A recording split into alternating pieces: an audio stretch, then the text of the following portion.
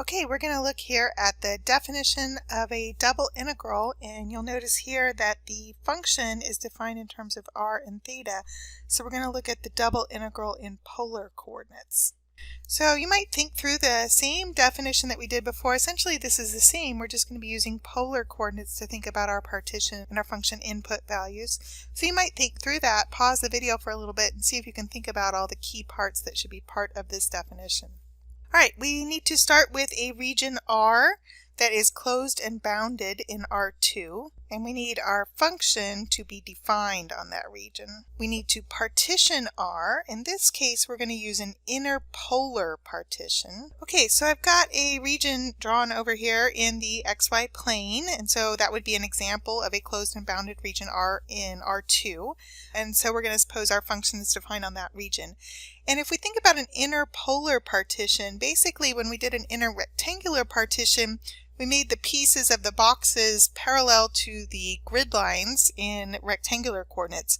And so I've put some grid lines here for polar coordinates. And so the basic idea is that we would want our pieces in the partition to be along constant values of r and constant values of theta. So our pieces would look like that. So those are our r sub k's. So we're going to need to think a little bit about the pieces in our partition in a little bit. But one of the things that we do after we make our partition, we choose a point in each box in the partition. In this case, we'll choose a point using polar coordinates. And the reason we choose those points is so that we can find a function output. All right, and then we want to form the products that have the function outputs times the size of the pieces. We're going to use delta A sub k to denote the area of those pieces in our partition again. We're going to add those all up, and we're going to take the limit as the norm of the partition approaches 0. So there are two things we need to think about here that are going to be a little bit different with polar coordinates. One is how we describe the area of those pieces. Before, when we had a rectangular partition, remember that our boxes had dimensions delta xk and delta yk, and so our area was just base times height, area of a rectangle. Here our regions are polar rectangles. We're going to need to think a little bit about that. The other thing that we'll need to think about is what does it mean for the norm of the partition to approach 0. Okay, so let's start by thinking about the areas of these polar rectangles. I'm going to just draw a little bigger version of a polar rectangle here so we can think about that. These are not really rectangles. We call them polar rectangles, but they're not actually rectangles. They're pieces of circular sectors centered at the origin. All right, so I'm going to label something across the middle here. There's a couple different ways to do this, but I'm going to go ahead and do it this way.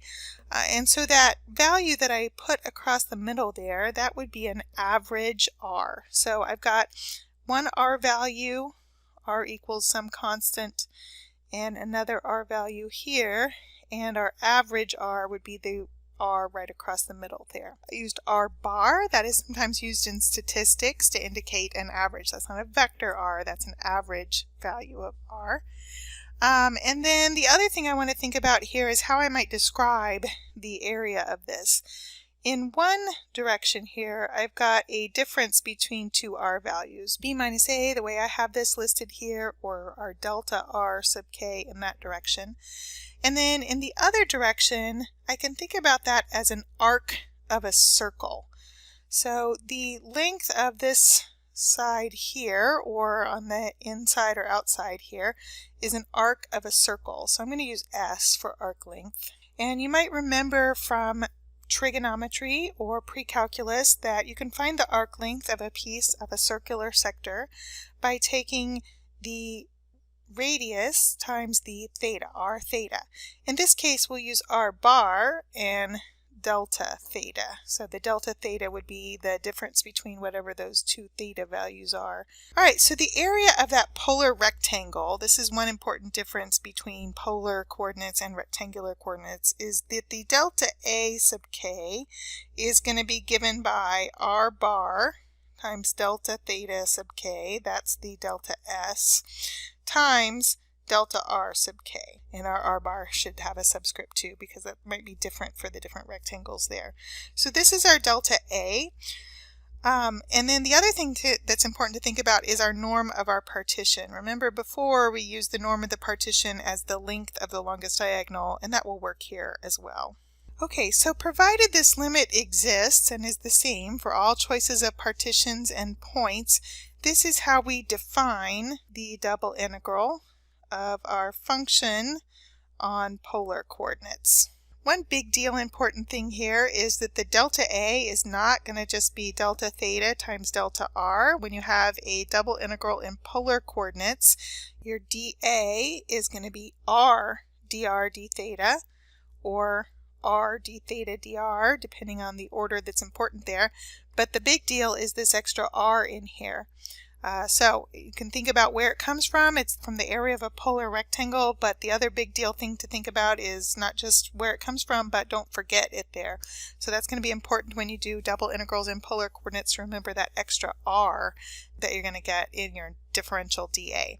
All right, I'm going to scroll up here, and I've got an example of a double integral written in rectangular coordinates, and we're going to rewrite that in polar coordinates and evaluate that in polar coordinates. All right, so the first thing I want to pay attention to is my limits of integration. These are given in terms of x and y, but those are going to help me think about my region that I'm going to integrate over in polar coordinates. So I'm going to draw that. My limits of integration tell me here that y goes from y equals 0, which would be the x-axis, to y equals the square root of 1 minus x squared. So that is the top half of a circle of radius 1 centered at the origin. And then x goes from -1 to 0. So my x limits of integration are only from -1 to 0.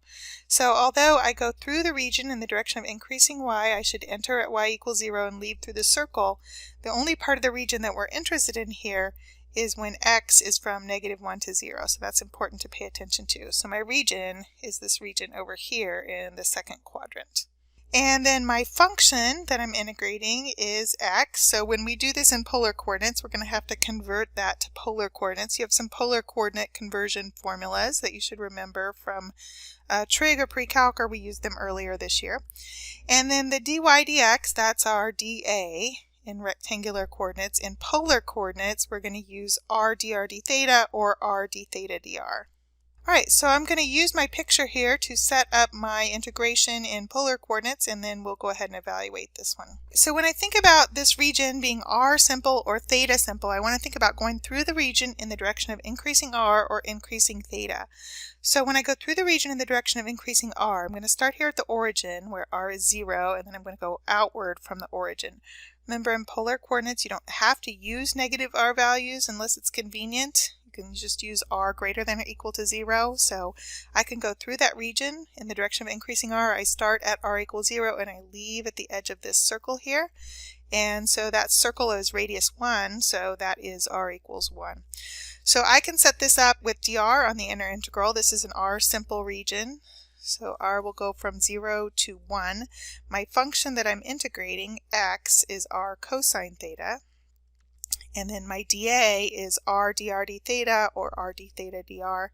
Since I'm setting this one up with dr on the inner integral, I'm going to have dr and then my limits of integration for r. And then the theta, this just works just like thinking about polar coordinates. When you sweep through that region, or when you think about minimum and maximum values of theta as you go through that region, I'm going to enter at here, which would be theta equals pi over 2, and leave here where theta equals pi. This region actually is a polar rectangle. It would be along grid lines for graph paper in polar coordinates. So you might notice here that just like when you do an integral over an actual rectangle, that's when you have all your limits of integration constant. Here, if you have a circular sector centered at the origin, that is a polar rectangle where all your limits of integration are going to be constant. This one is also theta simple, so you could also set it up like that. I'm going to go ahead and choose to evaluate the first one I have. When I evaluate double integrals in polar coordinates, one thing that you need to be careful about is that this r that you get as part of your dA actually ends up being part of what you integrate. So you will probably want to go ahead and simplify that before you do the integration. And now I'll just do the integration, integrating first with respect to r and then with respect to theta. Okay, so sine of pi is 0, so this first term here is 0, and sine of pi over 2 is 1. So I end up here with -1/3 for my answer. Sometimes students get alarmed by that because they think about integrals in terms of area. Remember that this is not necessarily area. This is a sum of function values on a region. And if you think about the function that we're integrating, f of xy equals x, and the region we're integrating over, our region is in the second quadrant here, every point that I would choose in my partition here, every point that I would choose has a negative x coordinate. So when I plug that into my function, this function always has negative outputs on the region that we're in. So I should expect to get a negative answer here for my integral because I have all negative outputs on that region except where the outputs are zero, negative or zero outputs on that entire region. Okay, so look at some more videos about double integrals in polar coordinates.